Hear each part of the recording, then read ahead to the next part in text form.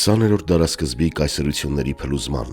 քաոսի ու պատերազմների արյունոտ դարաշրջանում է ապրել ու գործել մի հոգևորական, որին ցարական ժանդարմերիան անվանում էր վտանգավոր հեղափոխական։ Խորհրդային չեկան նրա դեմ մահափորձ էր կազմակերպում, իսկ Իրանի ու Սյունիքի հայությունը նրան համարում էր իր փրկիչն ու հովիվը։ Այդ հոգևորականը Ներսես արքեպիսկոպոս Մելիք Թանգյանն էր։ Սերում էր Մելիք Թանգյանների իշխանական տոհմից։ Ծնվել էր 1866 թվականի մարտի 16-ին Սյունյաց աշխարհի սրտում, Բռնակոտ գյուղում։ Պետրոս բեկի և Ջավահիրի որդին էր։ Ավազանի անունը Նիկողայոս։ Մայրաթոր Սուրբ Էջմիածնի Գևորգյան ճեմարան ոտք է դնում 11 տարեկանում։ Նորավարտ երիտասարդը Արցախի թեմական դպրոցներում ուսուցիչ է աշխատում։ Արևելյան Հայաստանը, այդ թվում Արցախը, ցարական Ռուսաստանի կազմում էին։ Պետականազուրկ հայության միակ ազգային հաստատությունը հայ եկեղեցին էր։ 1836 թվականին ընդունված Պոլոժենիան էականորեն սահմանափակում է հայ եկեղեցու իրավունքները, վտանգում եկեղեցու իրավասության տակ գործող հայկական դպրոցների գոյությունը։ Կայսրությունների բախման խաչմերուկում միայն ուսյալ հոգևորականները կարող էին կանգնել հայության իրավունքների պաշտպանության գծում։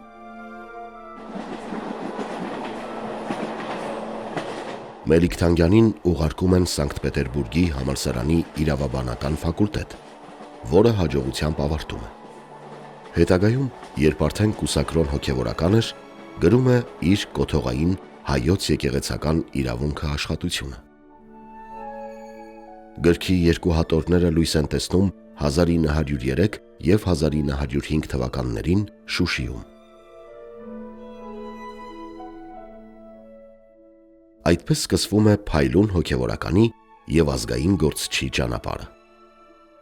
1901-ին, երբ Մելիք Թանգյանը ձեռնադրվում է վարդապետ, մեծն շնորհալու և աշտարակեցու հիշատակին է ստանում Ներսես անունը։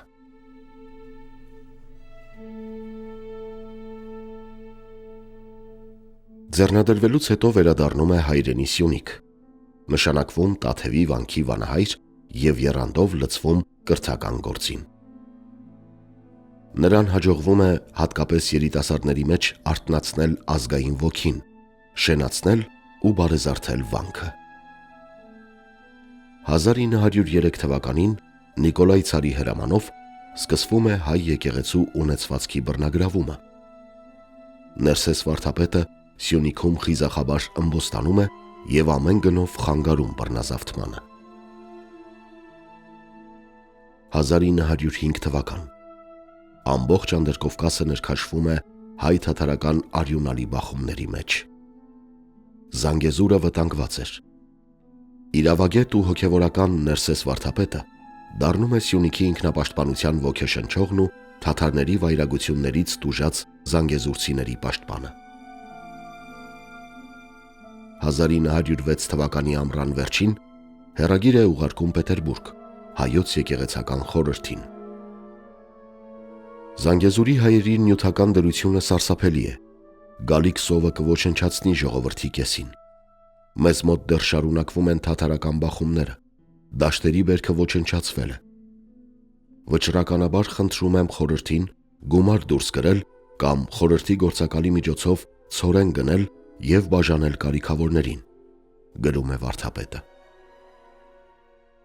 1912 թվականին Գևորգ Սուրենյանց նորընտիր կաթողիկոսը Ներսես Մելիք Թանգյանին հաստատելով Ատրպատականի թեմի առաջնորդ, կոնդակում նշում է. Ատրպատականի քայքայված վիճակը կարոտ է ժրաջան և արթուն հովվի և խնդրում է նոր առաջնորդին կրկին ոտքի կանգնեցնել թեմը, բարեզարդել եկեղեցիներն ու դպրոցները։ Թեմի տնտեսական խնդիրները լուծելիս Ներսես վարդապետը հայտնաբերում է, որ աղետալի վիճակում է նաև պարսկահայերի կրթության գործը։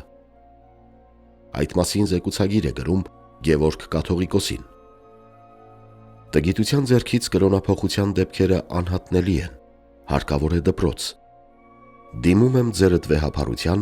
աղերսելով չմոռանալ կորչող պարսկահային։ Շուտով Ատրպատականի հայոց թեմում վերաբացվում են դպրոցները, աշխուժանում է հոգևոր ու մշակութային կյանքը։ 2 տարի անց պայթում է նոր աղետ, առաջին աշխարհամարտը։ Ատրպատականը դառնում է ռազմական թատերաբեմ, իսկ հայությունը տարագիր ու ցիրուցան։ Հազարավոր ընտանիքներ փախչում են դեպի Երևան և Անդրկովկաս։ 1914 թվականին Ներսես վարդապետը Մայրաթոռում եպիսկոպոս է ձեռնադրվում և անմիջապես սկսում է մի գործ, որը հավասար էր պետական սխրանքի։ Նա անձամբ դուռ առ դուռ, քաղաք առ քաղաք շրջելով սկսում է գաղթականների ճշգրիտ հաշվառումը։ Որտեղ են նրանք, քանի հոգի են մնացել, ինչպես նրանց փրկել սովից։ Եպիսկոպոսը տասնյակ հազարավոր գաղթականների համար կացարաններ է ճարում, բժշկական օգնություն և սնունդ է հասցնում, հավաքում է ցիրուցան եղած հայության բեկորները և կազմակերպում նրանց զանգվածային վերադարձը Ատրպատական։ Ամենուր ստեղծում է հանձնախմբեր, որոնք պետք է զբաղվեին գաղթականների հարցերով և նրանց կրկին տեղավորեին հայկական բնակավայրերում։ Դա ոչ միայն բարեգործական, այլև աշխարհաքաղաքական քայլ էր տարածաշրջանում հայկական ներկայությունը և իրավունքները պահպանելու համար։ Երբ 1915 թվականին սկսվում է Վանի գաղթը, Սրբազանը օգնում է նաև Արևմտյան Հայաստանի գաղթականներին։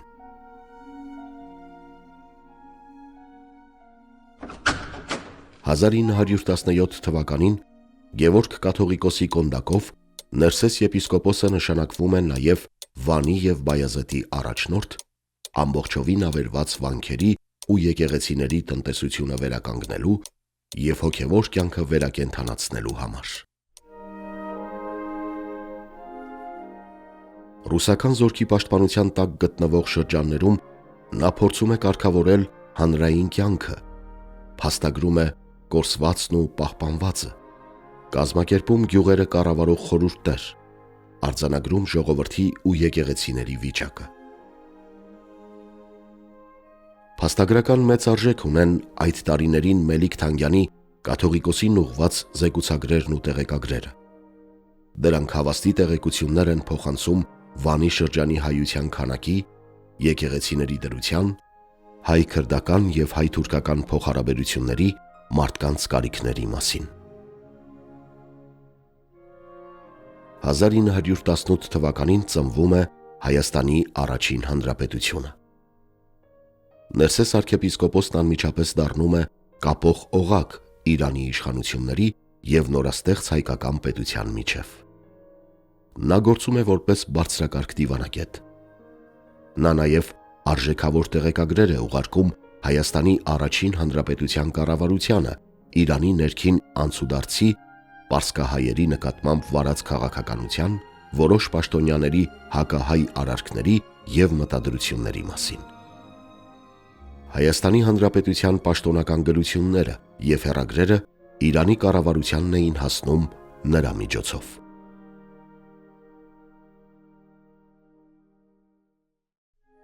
Հոգևոր առաջնորդը դիվանագիտական հմտությունների շնորհիվ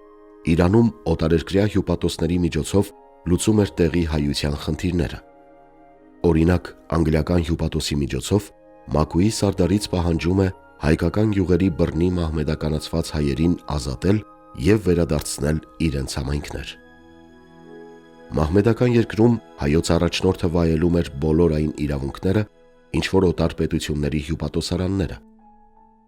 Առաջնորդարանը վարում էր հայոց բոլոր դատերը՝ կրոնական, հանրային, քաղաքական, քաղաքացիական ու քրեական։ Հաճախ պարսից կառավարությունը և դատարանը խճճված դատերը նույնպես ուղարկում էին հայոց առաջնորդարանի քննությանը։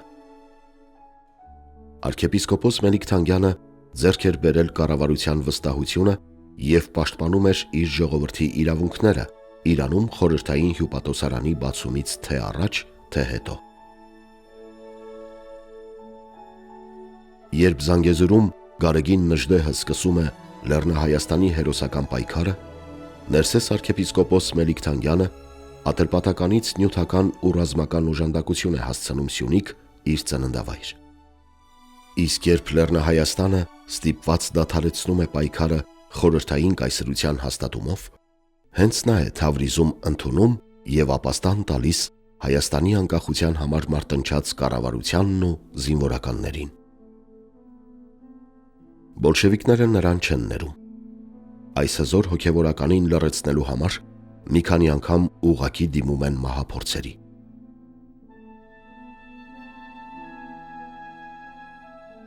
Ներսես arczepiskopos Մելիք Թանգյանը չի կոտրվում։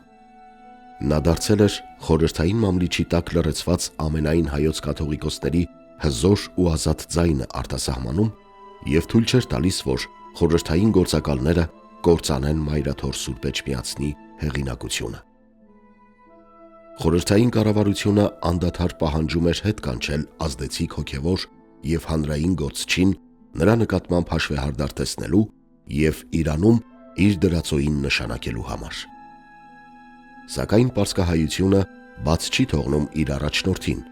բացեիբաց հայտարարելով, որ Էջմիածնի եւ Հայրապետի վրա ակնհայտ ճնշում է գործադրվում։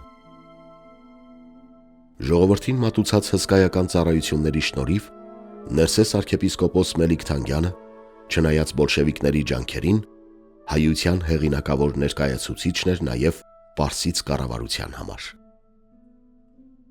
1926 թվականին հենց նա է ընտրվում տեղի հայության կողմից մասնակցելու շահնշահի թագադրության հանդեսին։